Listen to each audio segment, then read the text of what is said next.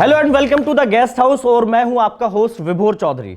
दोस्तों, इस एपिसोड में पहले मैं चाह रहा था कि मैं पीएम साहब को बुलाऊं, फिर उन्होंने कहा देख भाई मैं तो चुनाव में बिजी हूं, तो पीएम साहब की जगह एएम साहब को बुला ले, तो इसीलिए मैंने एएम तुराज साहब को बुलाया। बहुत बहुत स्वागत है सर आपका। बहुत बहुत शुक्रिया।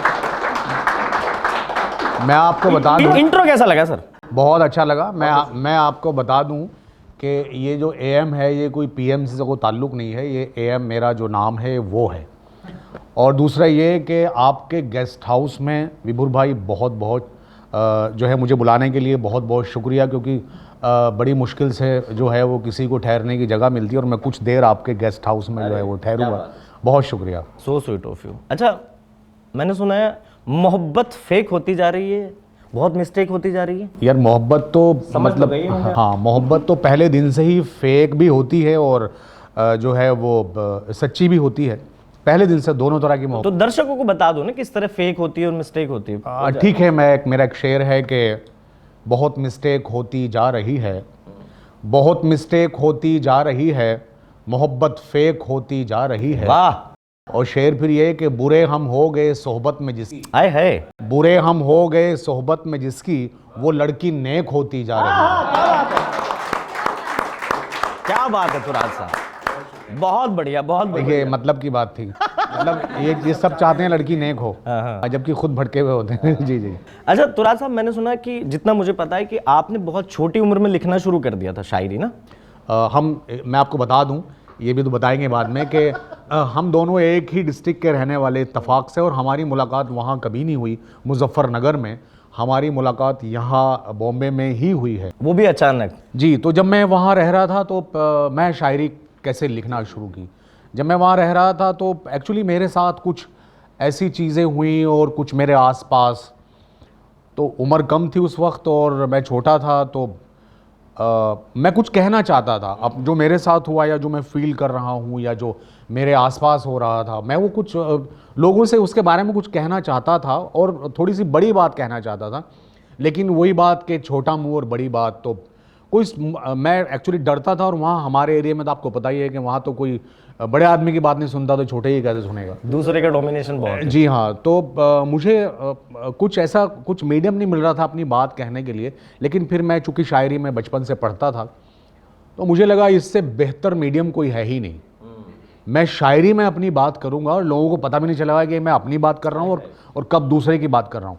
तो मैं अपनी बात कह सकता हूँ। और शायरी एक ऐसी चीज़ है जिसको लोग सुनते हैं, वरना आजकल कौन किसकी सुनता है। पहला शेर याद है क्या लिखा था? पहला शेर जी बिल्कुल याद तो है, लेकिन वो थोड़ा सा मुश्किल है। कोई बात नहीं, मैं सीधा सवाल ले लूँ फिर। हाँ, सीधा सवाल। अच्छा, शायर के बारे में तुराज साहब ऐसा कहा जाता है कि शायर बनने के लिए दिल टूटना बहुत जरूरी है। तो आप जैसा अच्छा शायर बनने के लिए एक बार दिल टूटने से काम चल जाता है या 2-3 अटेम्प्ट लगते हैं? नहीं, देखिए अच्छा है, शायर का दिल जितनी बार टूटे उतना बेहतर है। क्योंकि क्या होता है कि शायरी एक एहसास का नाम है और एक महसूस का नाम है। तो वो कब होगा जब कुछ चीज़ें हमारे साथ होंगी। और ये ज़रूरी नहीं है कि शायर जितनी बातें कहता है वो सब उसके साथ हुआ है, बिल्कुल नहीं, ऐसा बिल्कुल ज़रूरी नहीं है। मैंने देखा आपने सनी लियोनी के लिए एक गाना लिखा था। बिल्कुल। हाँ बिल्कुल, मैं तो उनसे कभी आज तक नहीं मिला। अच्छा, मिले नहीं? नहीं, बिल्कुल तो नहीं, मैं कभी क्या नहीं मिला। सनी लियोनी के बारे में जब गाना लिखना, तो क्या आपने उनका कौन सा काम देखा था जब मिले नहीं? नहीं एक्चुअली मैंने उनका कोई काम नहीं देखा था पहले। बढ़िया बढ़िया। अच्छा, शायरों के बारे में ऐसा कहा जाता है कि शायर का प्यार अधूरा रह जाता है, तो कभी आपके साथ ऐसा हुआ कि आपने अपनी प्रेमिका के लिए कुछ लिखा हो और उसने लेने से मना कर दिया हो, फिर आपने प्रोड्यूसर को दिया हो कि भाई उसने तो लिया नहीं, ले तू ले ले, गाना ही बना दे इस पे? देखिए, आप जिस प्रेमिका की बात कर रहे हैं उसके लिए तो मैं बस खाली 4 लाइन कहूंगा, उससे ज़्यादा कुछ नहीं कहूंगा।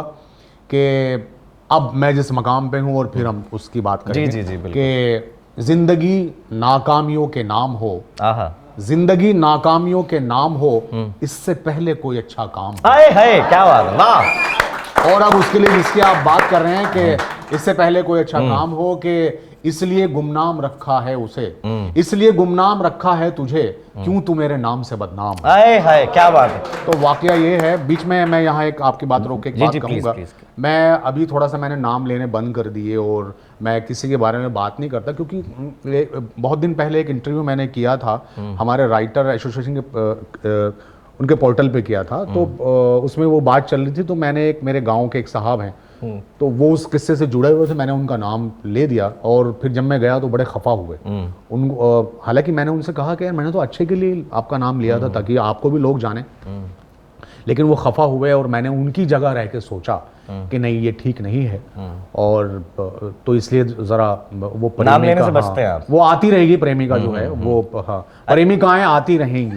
क्या बात है, कॉन्फिडेंस ये होना चाहिए। अच्छा, आप तो अपनी प्रेमिकाओं के उनसे जुड़े किस्से वालों के नाम नहीं लेते, पर जो आपकी रही होंगी कभी स्कूल कॉलेज में। नहीं देखिए, मैंने जो इनकी बात को हामी भर ली है, वो इसका मतलब ये नहीं कि कोई प्रेमिकाएं बहुत सारी हैं। एक्चुअल मैं जो काम कर रहा हूँ उसमें मैं बहुत सारे लोगों के लिए लिखता हूँ, तो उसमें प्रेमिकाएं और प्रेमीज भी बहुत सारे हैं, तो मैं उनकी बात कर रहा हूँ, ये मेरी बिल्कुल बात नहीं कर रहा हूँ। हाँ, तो प्रेमीज तो देखे ना, मैंने बिनते दिल में आपने 2 मर्दों का रोमांस करा दिया। जी जी जी।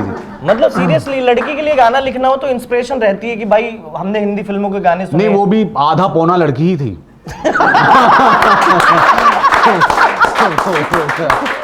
मैं जहां तक सही हूं, आप रणवीर सिंह की तो नहीं कह रहे ना? नहीं, वो दूसरा जो अच्छा, दूसरे वाला। एक्चुअली गाना उसी के लिए लिखा गया था। जो दूसरा कैरेक्टर है, गाना अगर आप देखें वही उसी की 1-2 बार लिपसिंग होती है, और गाना उसी के पॉइंट ऑफ व्यू से था। वो जो उसमें लड़की है जो एक्ट कर रही है, वो भी उसके लिए भी नहीं था, और रणबीर के लिए भी नहीं था। रणबीर तो अपने काम में लगा हुआ है, रणबीर तो नहा रहा था, वो उसकी कमर मलना चाह रहा था। नहीं, उसके बाद भी कुछ उसके बाद भी कुछ साबुन लगाना चाह रहा था, उसके बाद भी कुछ काम था उसका। अच्छा, उसके बाद भी था। हाँ वाकई, लेकिन जो गाना था वो जो लिखा गया था वो उस कैरेक्टर के लिए लिखा गया था, इसलिए वो इतनी मुश्किल उसकी लाइनें थी, जो बड़ी मुश्किल तरीन लाइनें थी। और ये गाना बिनते दिल तो बहुत भारी, तो उसकी पेमेंट भी भारी दी बंसाली साहब ने? नहीं, पेमेंट तो वो हमेशा भारी ही देते हैं। क्या बात है जी, मैं उनको थैंक्स करना चाहूंगा। क्या बात है, बंसाली साहब के लिए एक बार जोरदार तालियां हो जाए। 12 साल से हम साथ में काम कर रहे हैं। मैंने पहली फिल्म उनके साथ, जैसा कि आपको पता है, मैंने गुजारिश की थी, उसके बाद फिर मैं आज तक उनके साथ हर फिल्म कर रहा हूं। तो मेरे लिए उनको मैं थैंक्स करना चाहूँगा आपके गेस्ट हाउस के माध्यम से। हम भी उन्हें थैंक्स कहना चाहेंगे। हिंदी सिनेमा को क्या क्या फिल्में दी उन्होंने यार, बटन पर। अच्छा, मैं आपको बताऊं कि ये गाना जो है वो सर ने अप्रूव किया था। हाँ, गाना लेने के बाद, लिखवाने के बाद, हालांकि मैंने धुन पे लिखा है ये गाना, उसके बाद फिर 2-3 दिन के बाद काफ़ी डिस्कशन हुआ और कहा कि नहीं, ये गाना नहीं रखते हैं क्योंकि ये बहुत मुश्किल है। जो मैंने कहा सर, मैंने तो बताया था इसका मतलब अच्छा, ऐसा नहीं कि एक ही लाइन, पूरा गाना मुश्किल है। तो कि वो मतलब इसका याद ही नहीं हुआ। तो उन्होंने बोला कि नहीं, मैंने वही बोला कि नहीं सर, आप इसको रख लीजिए। खैर, वो एक लंबी कहानी है, उसमें काफ़ी डिस्कशन हुआ और वो गाना फाइनली उन्होंने फिल्म में रखा, और वो गाना जो है वो लोगों को बहुत पसंद आया। मैं शुक्रगुजार हूँ तमाम ऑडियंस का। मतलब मैंने ये अफवाह सुनी थी कि रणवीर सिंह और जो दूसरे एक्टर थे समझ में उनको नहीं आया, पर मजा बहुत आया उन्हें। बिल्कुल वो हाँ, वाकई में ऐसा हुआ। आज भी इंटरनेट पे आप उसके जो मीनिंग्स हैं, मीनिंग्स इन द सेंस जो उसको प्रोनाउंस किया गया है, जो लिखा मैंने, उसमें एक लाइन है, आरिज़ों पे मेरे लिख जरा रिफत चाहत का सिला। तो उसमें किसी ने कारिजो लिखा हुआ है, कारिजो कुछ होता ही नहीं। आरिजो कहते हैं गालों को, और रिफत चाहत कहते हैं चाहत की बुलंदी। तो आप मेरे गालों पे किस करके जो चाहत की या इश्क की जो हाइट होती होगी वो लिख दो आज। वाह वाह, एक्चुअली ये मतलब था। बहुत अच्छा, क्या बात है। अच्छा, शायर तो अपनी महबूबा की जुल्फों पे बड़ी शायरियाँ करते हैं, पर माशाल्लाह आपकी तो जुल्फें बहुत खुद की शानदार है। जी हाँ, मैंने इसीलिए रखी क्योंकि वक्त पे जब मुझे लिखना होता लंबी जुल्फें महबूबा की अवेलेबल। तो आप लिखने के लिए डिपेंडेंट नहीं होना चाहते किसी? नहीं, बिल्कुल नहीं, मैं खुद की जुल्फों पे लिख लेता हूँ। तो खुद की लटा ऐसे कर लेते हैं? जी हाँ, बिल्कुल। अच्छा तुराज साहब, आपकी जुल्फें वाकई में बहुत अच्छी हैं। कभी ऐसा हुआ आप एयरपोर्ट पे जा रहे, कोई लड़का 1.5-2 किलोमीटर आपके पीछे आया और फिर आके कहा हो ओ शिट? नहीं, ऐसा हुआ है। मैं जब मैं यहाँ नया नया आया था तो कुछ साल के बाद मैंने एक स्कूटी ली थी, स्कूटी पेप। तो मैं कभी मैं वो रात में निकलता था यहाँ पे लोखंड वाला में, मैं इस पे घूमता था। तो उसमें कुछ दूर पीछे 1-2 स्कूटर लग जाते थे। अच्छा। हाँ, तो कुछ दूर तक वो चलते थे, फिर वो आगे आके देखते थे तो उनको बड़ा बोर होता था, यार ये कहाँ आधा किलोमीटर किसके पीछे खराब कर दिया। तो ये कई बार हुआ है। आपकी ऑनेस्टी के लिए दाद देनी पड़ेगी सर। अच्छा तुराज साहब, आमतौर पे जितनी यहाँ ऑडियंस बैठी है ये भी कनेक्ट करेगी, जब बच्चा माँ बाप से कोई चीज़ कहता है ना, कुछ बनने के लिए कहता है, किसी चीज़ की जिद करता है, मांग करता है, तो या तो घर वाले मान जाते हैं उसकी बात, और नहीं मानते तो पीट के बच्चे को मना लेते हैं। फिर अपनी बात है ना। तो जब आपने पहली बार कहा कि भाई मुझे शायर बनना, लिरिसिस्ट बनना, तो घर वाले मान गए थे या फिर कुछ हुआ? अरे यार वो तो बहुत लंबी जंग लड़नी पड़ी मुझे यहाँ। अच्छा। यहाँ आने के बाद जो स्ट्रगल किया, उससे पहले एक स्ट्रगल मैंने अपने घर में किया। क्योंकि जैसा कि आपको पता है कि मेरे घर वाले जो हैं, वो मेरे घर पे खेती होती है और बहुत ही छोटा सा गांव है जहाँ से मैं बिलोंग करता हूँ, और मैं अपने घर में सबसे बड़ा था, तो बिल्कुल मुझे परमिशन नहीं थी। और कि भाई पहली मिसाल खराब करोगे क्या? जी हाँ। अगले बच्चों को क्या कहेंगे? घर पे सब कुछ है, तो मेरे फादर का यही था कि नहीं यही है, आप यहीं रहो और करो, कहीं नहीं जाना। तो खैर वो एक लंबी कहानी, एक जंग लड़नी पड़ी, और किसी तरह जो है वो फादर को मेरी दादी ने मनाया।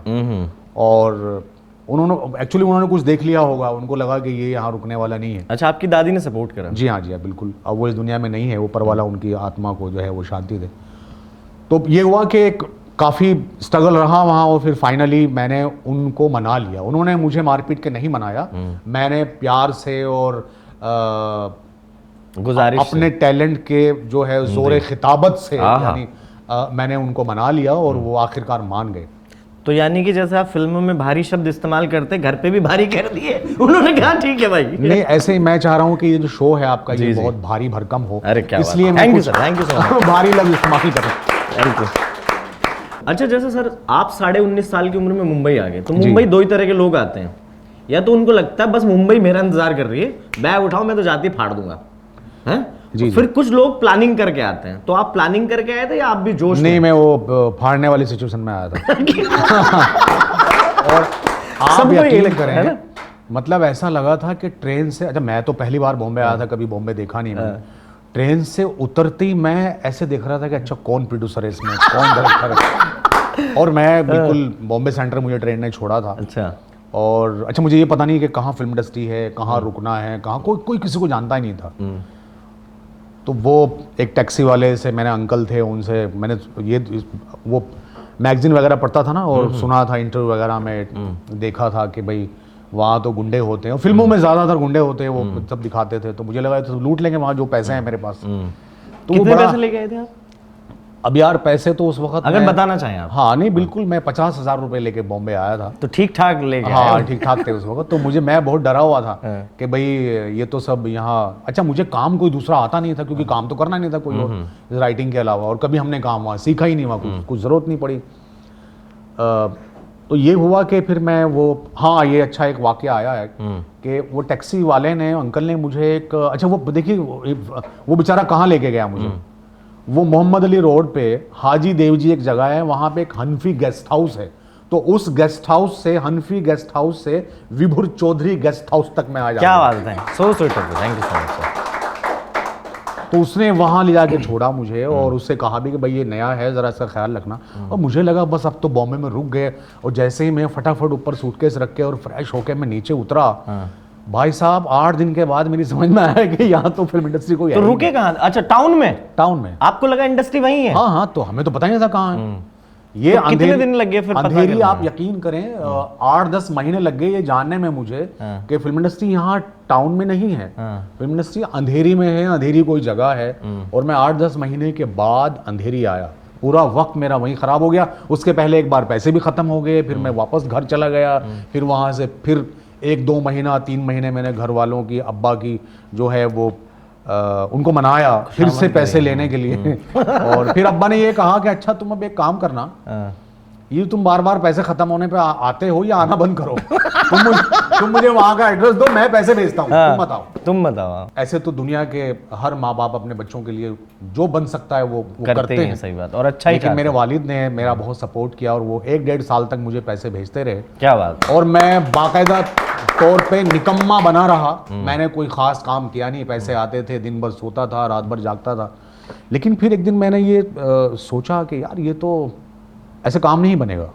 और मैंने सबसे पहला काम, मुझे कुछ समझ नहीं आया, काम तो कुछ मिला ही नहीं, मैंने सबसे पहला काम ये किया कि जब कुछ नहीं हो रहा तो ये करते हैं, मैंने वो पैसे मंगाने बंद कर दिए। पैसे आए और मैंने वापस 2 बार पैसे आके वापस गए, मैंने वापस कर दिया। और मैं अब्बा को यकीन दिला दिया कि मैं कमा रहा हूँ। अच्छा, झूठ बोल दिया? कुछ नहीं कमा रहा, झूठ बोला। और फिर ये हुआ कि फिर तकलीफें शुरू हुई, वो जो सबके साथ होती हैं। और वो कोई बहुत बड़ी ऊपर वाले का करम रहा है कि ना मैं कभी इस शहर में भूखा सोया हूँ, ना मैं कभी रोड पे सोया हूँ। बहुत अच्छे लोग मिलते गए और कारवां आगे बढ़ता गया। खैर वो कुछ दिन के बाद सब थोड़ा धीरे धीरे वो ठीक हो गया। मुझे टीवी में काम मिल गया, मैं टीवी लिखने लगा। मैं गाने लिखने आया था और मैं टीवी में डायलॉग्स लिखने लगा। मैं भी यहाँ सर कुछ और ही करने आया था। आदमी, मुंबई की ये खूबसूरती है, आदमी करने कुछ और आता है लेकिन करता वही है जो मुंबई उससे करा ले। बिल्कुल बिल्कुल। पर आपने जो बात बताई सर, मेरे दो छोटे छोटे सवाल हैं जी। एक तो 8-10 महीने जब आप वहां टाउन में थे, यही समझ रहे थे मैं मुंबई पहुंच गया, इंडस्ट्री में अब तो काम है, तो 8-10 महीने करा क्या आपने?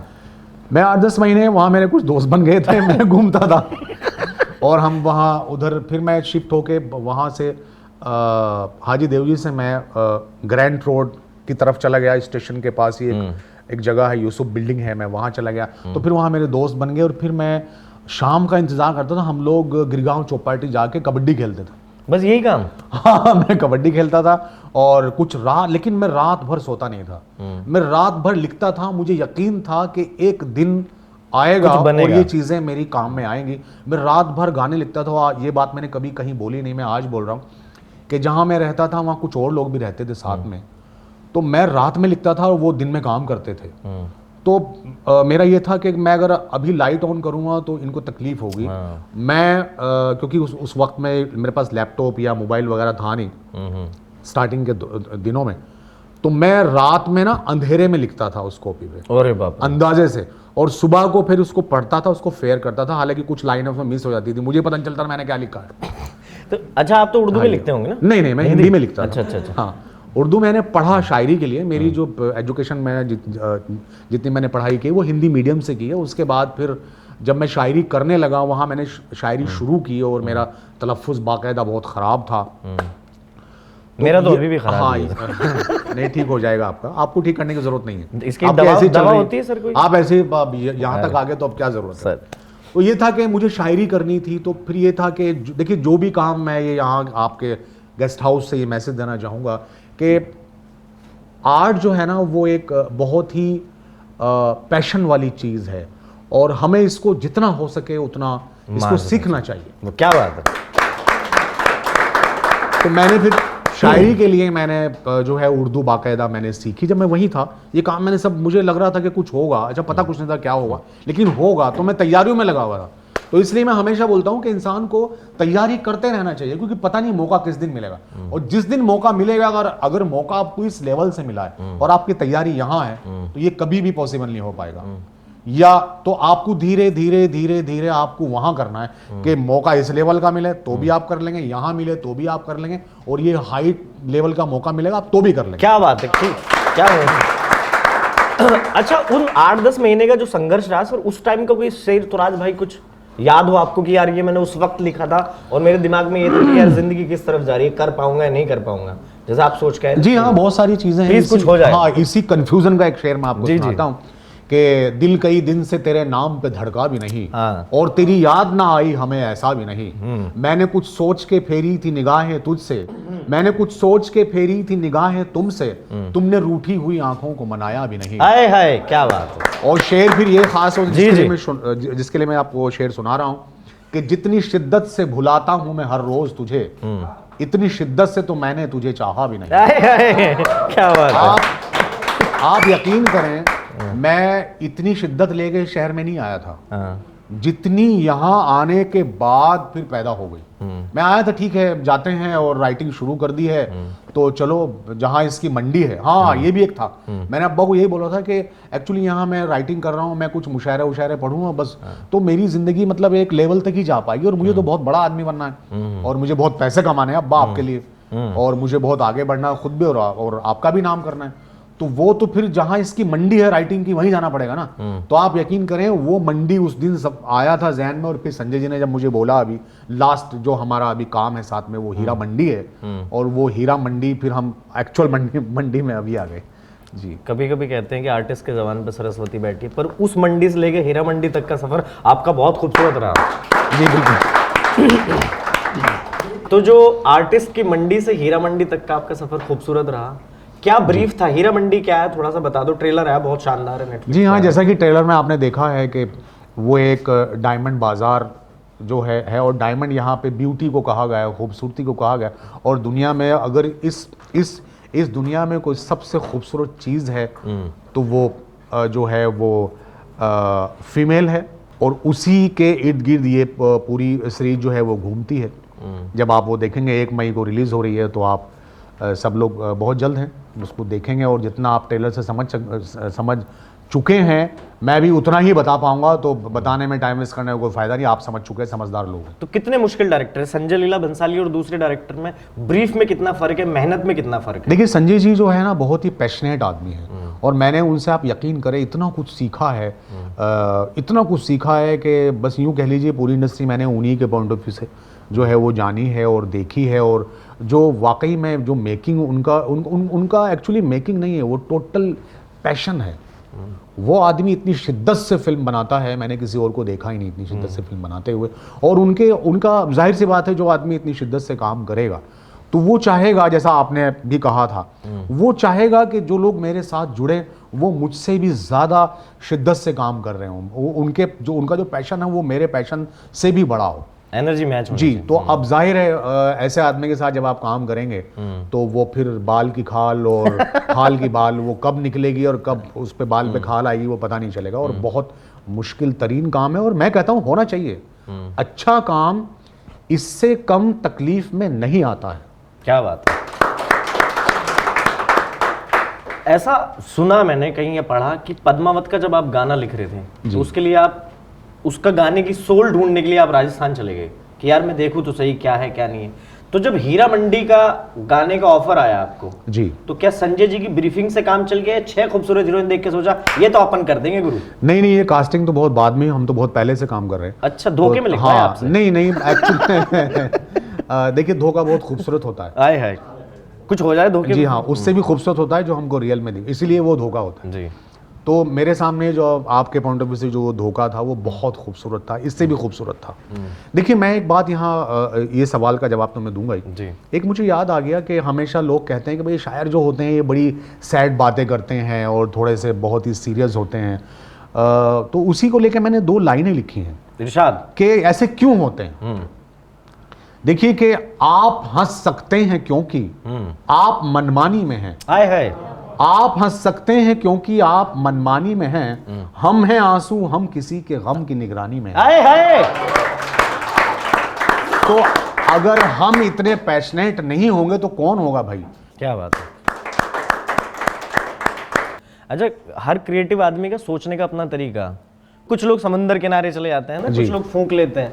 तो आपका क्या प्रेरणा का क्या है, कहां से मिलती है कि भाई? नहीं, मेरी जिंदगी में एक तो प्रेरणा नाम की कोई लड़की है नहीं। अच्छा। हाँ, और दूसरा ये कि देखिए, अब तो हम मुझे लिखते लिखते यहाँ पे बॉम्बे में लिखते हुए 21-22 साल हो चुके हैं। क्या बात? 22 साल हो चुके हैं। मैं 2002 में आया था, तो 22 साल यहाँ मुझे लिखते हुए हो चुके हैं। तो अब किसी समंदर, किसी रूम या किसी चेयर का मैं मोहताज नहीं रहा। ऊपर वाले का करम है कि मैं जहाँ चाहूँ वहाँ लिख सकता हूँ, और मुझे एक आदत हो चुकी है। इसे आप हैबिट कह लें, आदत कह लें, इसे रियाज कह लें, आप जो भी कह लें। एक छोटा सा सवाल है बस कि राइटर ये कह देते हैं कभी कभी कि मुझे राइटर ब्लॉक हो गया है ना जी, दिमाग नहीं चल रहा, तो मतलब इससे बाहर निकलने का कोई तरीका है? आपको हुआ है राइटर ब्लॉक कभी? हाँ बिल्कुल। देखिए, राइटिंग के बारे में, दुनिया का कोई भी क्रिएशन जो है वो एक जगह पे नहीं ठहरता। इंसान के जिस्म में 3 चीजें होती हैं। मैंने ऐसा रिसर्च मेरे हिसाब से किया, हो सकता है गलत भी हो। और हम राइटिंग की बात करते हैं कि जो क्रिएशन होता है ना, वो एक लेवल पर नहीं रहता है। वो या तो घटता है या तो बढ़ता है, या तो बढ़ता है या घटता है। तो अब वो जब वो घटता बढ़ता है तो कभी कभी ऐसा फ्रेज चल रहा होता है कि वो बहुत नीचे लेवल पे, घुटनों में ट्रेवल कर रहा होता है, तो वो हम अटक जाते हैं, चीजें नहीं आती हैं। और ये हमारे जो आसपास का एटमॉस्फेयर होता है, हम कहाँ रह रहे हैं, किन लोगों के साथ बैठ रहे हैं, कौन लोग हमारे दोस्त हैं, कौन लोग हमारे दुश्मन हैं, हम हमें ट्रैक क्या मिल रहा है। आपने देखा होगा कि आदमी अगर कब्रिस्तान से आ रहा तो इमीडिएट आके वो रोमांटिक गाना नहीं लिख सकता, उसकी चूलें हिल जाती हैं वहाँ कि यार ये तो मरना है, दुनिया से जाना है, उसे 1-2 घंटे लगते हैं। हाँ, तो उसको 1-2 घंटे लगते हैं आने में। तो ऐसे ही, या कहीं आप जो है वो कहीं नाच रहे हैं, अपना थोड़ा सा कुछ करके नाच रहे हैं और आप सैड गाना लिख दें, या आपको कोई किसी की मैयत पे गाना लिखना है, तो ऐसा नहीं होता है। तो ये बहुत ज़रूरी है, और वो ट्रैक जो है ऊपर नीचे वो हमारे एटमॉस्फेयर से होता है। तो ऐसा सबके साथ होता है। और कभी कभी मुझे ऐसा लगता है, खैर गाने वाने तो कभी भी लिख लेते हैं, हो जाता है, लेकिन जो गज़लें मैं लिखता हूँ तो वो गज़ल लिखने के लिए बहुत एक ज़्यादा एक जो है वो काफ़ी पैशन की ज़रूरत होती है और उस एक मोटिवेशन की ज़रूरत होती है। तो वो कभी कभी मुझे खुद मैं लिख नहीं पाता हूँ, मुझे लगता है कि यार कहीं ऊपर वाले ने मुझसे लिखने वाला हुनर छीन तो नहीं लिया।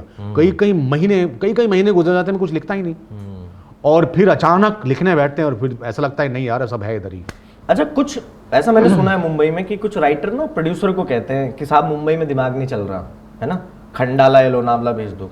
कभी आपने किसी प्रोड्यूसर से कहा कि भाई गाना तो स्पेन का लिखवा रहे हो, अंधेरी में बैठ के कैसे लिखो? नहीं, बिल्कुल। एक्चुअली जो राइटर ऐसा बोलते हैं वो प्रोड्यूसर के खर्चे पे घूमना चाहते हैं। अच्छा, तो यही मैं है, अपने मतलब दिमाग से चल नहीं। मैं अपने खर्चे से घूमना चाहता हूँ, मैं बिल्कुल नहीं बोलता। अच्छा, ये सर मतलब लुभावने नहीं, बिल्कुल नहीं, बिल्कुल नहीं। वो देखिए क्या होता है ना, आपका एक माइंडसेट है, आपने क्या माइंडसेट बनाया हुआ है, तो ये उसी पे है, उसी पे डिपेंड करता है। आपने ये सोच ही लिया है कि मैं तो वहां जाके लिखूंगा, तो फिर 2-3 बार जब आप सोचेंगे, ऊपर वाला बोलता है कि मैं तुम्हारे गुमान के करीब होता हूँ, जैसा तुम सोचना शुरू करोगे मैं वैसा करना शुरू कर दूंगा। तो पूरा सिस्टम हमारे पास एक्चुअली। तो अगर आप ऐसा माइंड आपने बना लिया है तो फिर खंडाला में जाके आएगा आपको, या फिर आपको स्पेन में जाके ही आएगा, वो यहाँ नहीं आएगा। वरना स्पेन की बात यहाँ लिखी जा सकती है, और आजकल तो डिवाइस आपके हाथ में है, तो आप आजकल तो आप चीज़ों को यहाँ लेके आते हैं, आप खुद नहीं जाते। अच्छा, तो कहीं ऐसा तो नहीं भंसाली साहब ऐतिहासिक फिल्मों के गाने आपसे इसीलिए लिखवाते हो, 300 साल पुरानी पिक्चर, 100 साल पुरानी कि मैं वहां चला था, बैक में तो जाएगा नहीं है ना भाई, 200 साल पीछे कैसे जाएगा? तो बोलो लिख दो, बोला हाँ साहब लिख देता हूँ, लोखंड वाला में बैठ के। इसी ये तो रीजन नहीं है। हमें ये भी हो सकता है, वो तो वही बता सकते हैं। यही है सर, मैं चाहूंगा कि कभी वो आपके शो में आए, आप इंटरव्यू करें। क्या बात, और thank you so much sir. एक सवाल है मेरा कि जैसे कितना भी बड़ा डायरेक्टर हो, 4-5 फिल्में अच्छी बना ली, एक आध फिल्में कभी खराब बन भी जाती हैं बाई चांस। आप इतना अच्छा लिखते हैं माशाल्लाह, कभी ऐसा लिखा कि खराब लिखा गया हो और फिर सोचा हो यार ये मैंने क्या लिख दिया? कभी नहीं। ऐसा हर रोज होता है। सच बता रहा हूँ, ऐसा हर रोज होता है। जरूरी नहीं कि मतलब आप कोई मशीन थोड़े, आप मैं कोई कंप्यूटर थोड़ा, या कोई भी राइटर कि जो बटन दबाया वो वही निकलेगा जो फीड किया, वैसा बिल्कुल नहीं है। कभी कभी बहुत ख़राब चीज़ निकलती है और खुद शर्म आती है कि यार ये क्या आ गया, और कभी कभी इतनी अच्छी चीज़ आती है कि लगता है यार वाकई जैसा आपने कहा कि नहीं कुछ ठीक ठाक है सब। और कई बार ये जो गाने आप सुनते हैं ये कई बार लिखे हुए होते हैं। कभी कभी जैसे घूमर गाना जो मैंने लिखा था, वो गाना मैंने कम से कम 8 से 10 बार लिखा। ये अलग बात है कि जो मैंने सबसे पहले लिखा था फिर वही रहा। तो कभी कभी ऐसा होता है कि आप खुद सेटिस्फाई नहीं होते, और ये ऐसा होता है कि चीज़ें खराब भी आती हैं, ये कोई मशीन तो है नहीं। तो बंसाली साहब 8 बार में माने, जब 8वीं बार आपने घुमा दिया, उन्होंने कहा पहले जो घुमा था सबसे। नहीं देखिए, वो इतने बड़े डायरेक्टर हैं कि वो अगर, मैं कहता हूँ कि वो अगर 150 बार में मान जाए तो कम है। क्या बात है, वो डिजर्व करते हैं। और एक्चुअली इंडस्ट्री का हर डायरेक्टर डिजर्व करता है, क्योंकि देखिए गाने जो हैं वो फिल्म के लिए होते हैं, फिल्म गानों के लिए नहीं होती। क्या बात है। अच्छा, तो मैंने भी, सॉरी मैंने आपकी बात काट। जी, मैंने भी कुछ खराब लिखा है, आपको तो सुना दूं? आप प्लीज सुनाइए। नहीं खराब क्यों, आप मुझे ऐसा यकीन है कि आप जो लिखेंगे अच्छा लिखेंगे। बहुत खराब लिखेंगे। अच्छा लिखेंगे। सुनिएगा सर, कि वो मेरी मोहब्बत को नया मकाम दे गई, वो मेरी मोहब्बत को नया मकाम दे गई, पगली गले लगी और जुकाम दे गई। अच्छा नहीं, एड्रेस पहले मैं एड्रेस मांग रहा था, मकाम देगी, फिर आपने जुकाम बोला तो पगली गले लगी और जुकाम दे गई, और मैं ठीक होता भी तो कैसे होता, वो जेब से निकाल कर बाम ले गई। वाह वाह, थैंक यू। तो मेरी आपको राय है कि आप कोई दूसरा मरहम तलाश करें। अच्छा तुराल भाई, अपना एक आप गाने लिखते हैं, तो मेरे पास एक मूवमेंट है कि गाना पहचानो। मैं गाने के आपको कुछ बोल बताऊंगा, आपको गाना भी पहचानना है कि कौन सा है, और ये भी बताना है कि किसने लिखा है, उसके शब्द सुन के। ये बड़ा मुश्किल काम है यार। नहीं, बहुत आसान है आपके लिए। गाना है सांसें आँच तेरी, तन आग तेरा, छीने नींद मेरी, लूटे चैन मेरा, काला जादू करे लंबे बाल तेरे, आंखें झील तेरी, डोरे लाल तेरे। अच्छा, ये गाना सईद साहब ने लिखा है, सईद कादरी साहब ने। क्या बात है। भीगे होंठ तेरे। भीगे होंठ तेरे, सही जवाब, बहुत बढ़िया जी। एक इसके लास्ट वाला पूछता हूं मैं। चुन्नी लेके सोती थी, कमाल लगती थी। हाँ। चुन्नी लेके सोती थी, कमाल लगती थी, पानी में जलता चराग लगती थी, बीबा तेरी याद न टले। ऑब्वियसली गुलजार साहब हैं। क्या बात है, ऑब्वियसली। क्या बात है, क्या बात है, बहुत बढ़िया। एक और जी, इनसे जुड़ा कोई किस्सा भी हो आपके पास, आप वो भी शेयर कर सकते हैं। मिले हो आप गुलजार साहब से? गुलजार साहब से एक बार मिला हूँ मैं, बहुत ही सरसरी मुलाकात है, तो किस्सा बन नहीं पाया। अच्छा, मैं ऐसे टच करके निकल गया उनको।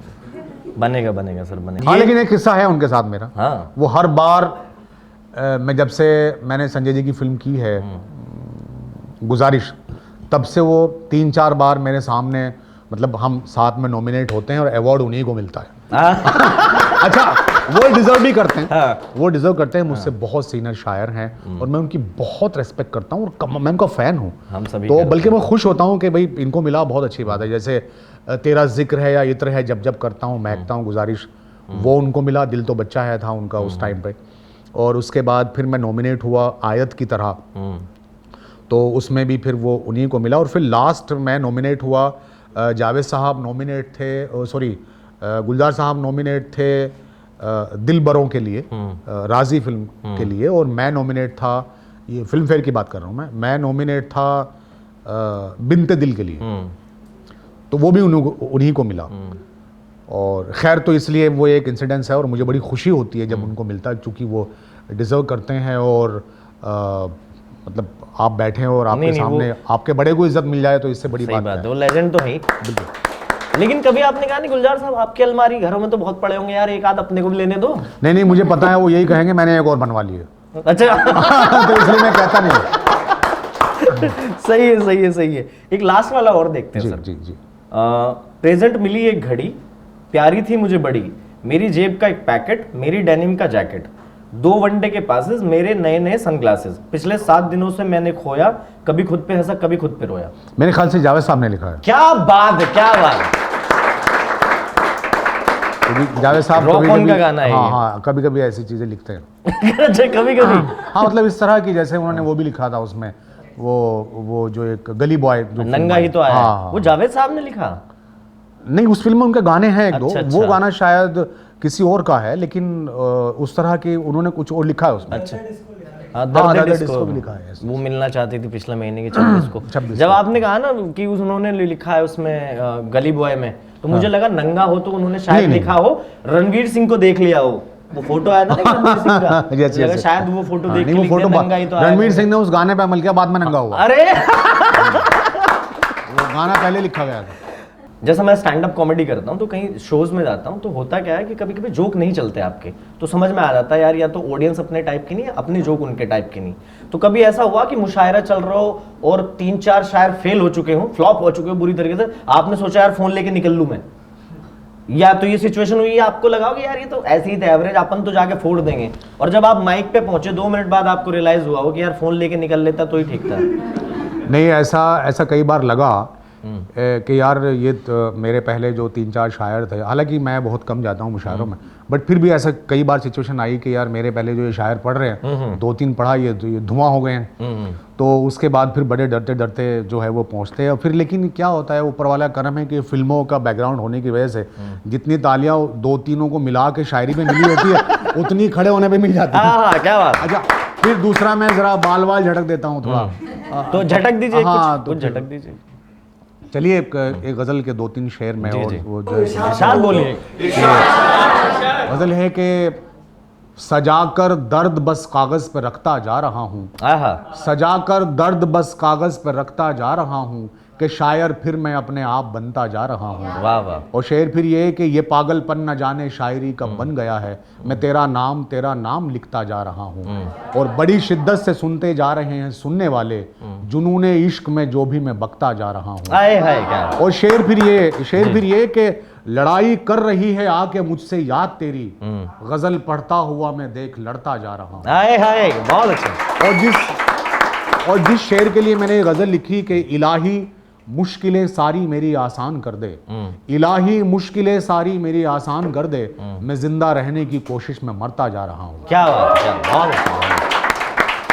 बहुत शुक्रिया। आपने हिंदुस्तान के साथ साथ पूरी दुनिया गए हैं आप, यूएस, यूरोप, जी हाँ, दुबई वगैरह, तो कहीं कोई ऐसी जगह है जहां जाने में डर लगता हो कि यार यहाँ परफॉर्म करूंगा और कोई शेर नहीं चला तो हाथ पैर चल सकते हैं लोगों के? जी, मैंने अमेरिका और कनाडा, लंदन और ऑस्ट्रेलिया और पूरा यूएई मुशायरे पढ़े हैं। लेकिन हमारे यहाँ हिंदुस्तान में एक जगह है आजमगढ़।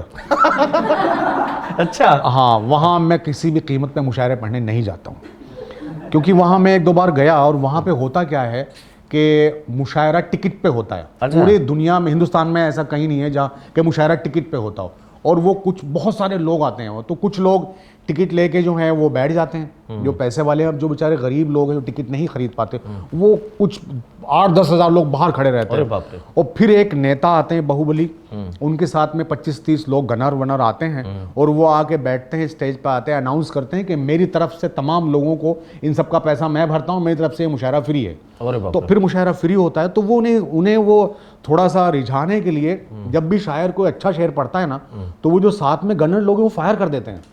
अरे बाप रे। हाँ भाई। अच्छा, दाद देने के लिए? हाँ हाँ, दाद देते हैं उसमें खुश होके। और फिर वो कुछ लोग वो शर्ट निकाल के, आपने देखा होगा वो, आप देखिए कभी आजम अड़ा कोई मुशायरा मिले तो अब नहीं वो शर्ट निकाल के वो ऐसे गमछा अमछा वो ऐसे घुमा देते हैं।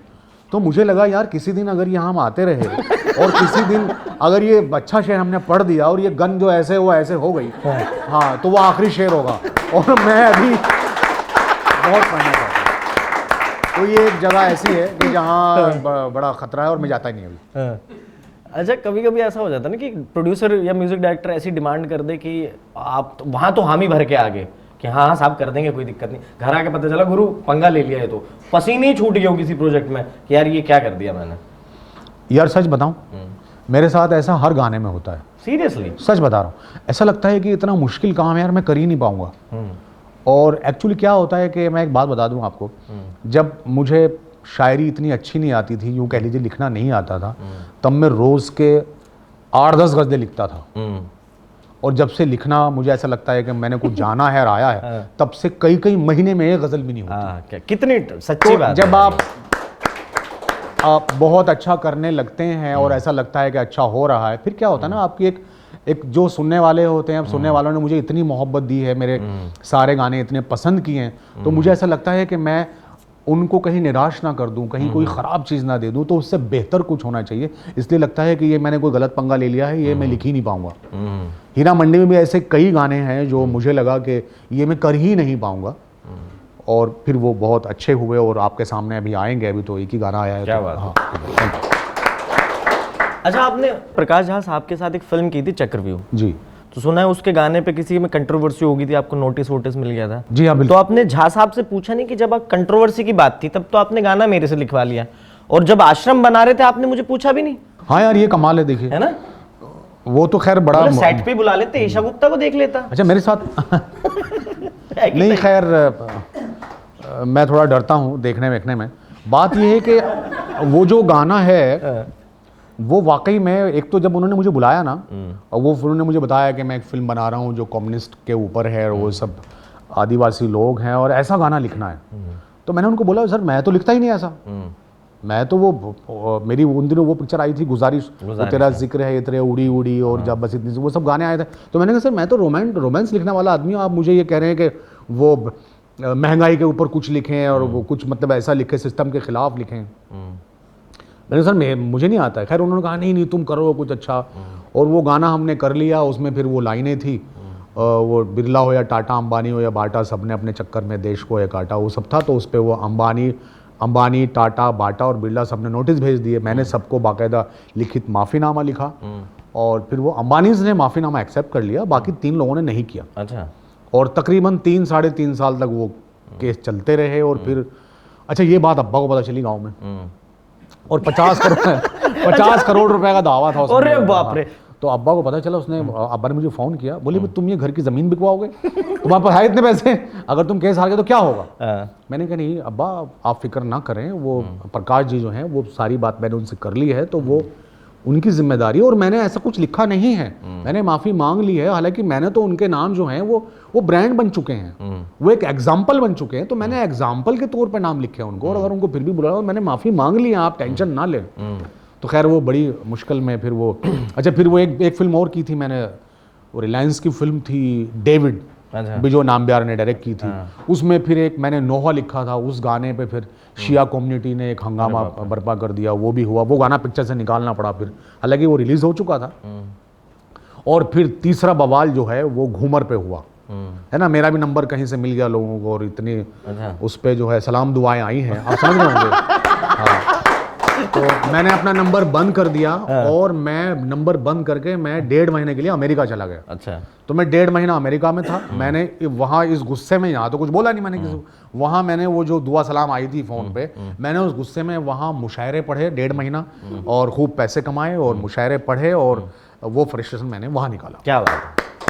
अच्छा सर, जैसा आपने बताया कि जब आपने माफीनामे लिखे 3.5 साल जी, तो आपके अब्बा ने कहा भाई ये क्या कर रहा है, तो उन्होंने कहा नहीं कि तू हमें गाने लिखने का बोल के गया था, तू वहाँ माफीनामे लिख रहा है। नहीं हाँ, वो कभी कभी बीच बीच में, अच्छा जब ये तीसरी बार हुआ तब उन्होंने कहा कि तुम एक काम करो, ये काम छोड़ो, ये इसमें बहुत लफड़े कर रहे हो तुम। मैंने कहा मैं कुछ नहीं कर रहा हूँ, मैं इसमें कुछ लिख ही नहीं रहा ऐसा। मेरी तो राइटिंग पे, अच्छा पहले गाने में राइटिंग पे था इशू, दूसरे गाने में बिल्कुल राइटिंग पे नहीं था, लेकिन वो उनको उसमें गाने में एक्चुअली जो नोहा होता है उसमें म्यूजिक नहीं होता है। अच्छा। वो उन्होंने म्यूजिक डाल दिया। खैर वो एक धार्मिक मामला है, उस पर हमें बिल्कुल नहीं जाना चाहिए, नहीं जाना और वो चाहिए। हर धर्म की जो है रेस्पेक्ट करनी चाहिए।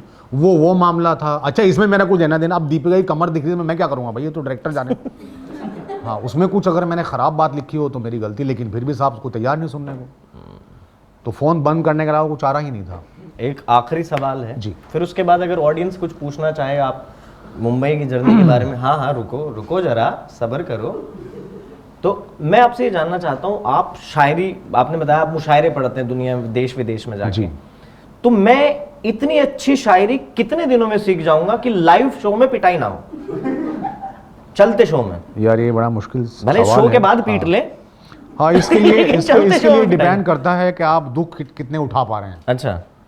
तो अगर आपने ज़्यादा उठा लिए हैं और ज़्यादा उठाना चाहते हैं तो फिर जल्दी करने लगेंगे आप। शायरी थोड़ा सा मुश्किल काम है। हाँ मुश्किल काम नहीं है, इसके लिए आपको बहुत संजीदा होना पड़ता है और मतलब बहुत पढ़ना पड़ता है। और जो अब यहाँ हम हैं तो दिन भर यहाँ फिल्मों के काम नहीं निपटते हैं, तो शायरी का क्या करें क्या पढ़ें।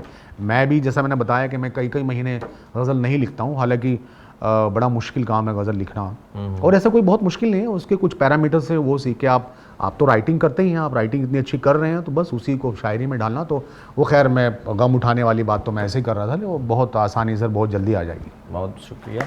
अच्छा तुराग साहब, ये तो बातचीत में मुझे भी बहुत मजा आया आपसे। तुराग भाई मैं बहुत कंफर्टेबल रहा आपके साथ। बस एक बार मास्टर कैमरा में देख के बोलना है आपको, लाइक, क्योंकि देखो ये भी धंधा है, बिल्कुल है ना। लाइक शेयर सब्सक्राइब, यहाँ मास्टर में देख के बोल दीजिए आप। दोस्तों गेस्ट हाउस को लाइक करें, सब्सक्राइब करें और इसको शेयर करें ज़्यादा से ज़्यादा, ताकि हमारी ये जो काम की बात है, बहुत कमाल की बात है, आप यकीन करें ये बहुत अच्छी बातें की हमने, इसको आप और लोगों तक भी इसको पहुंचाएं और देखें। Thank you so much. Thank you.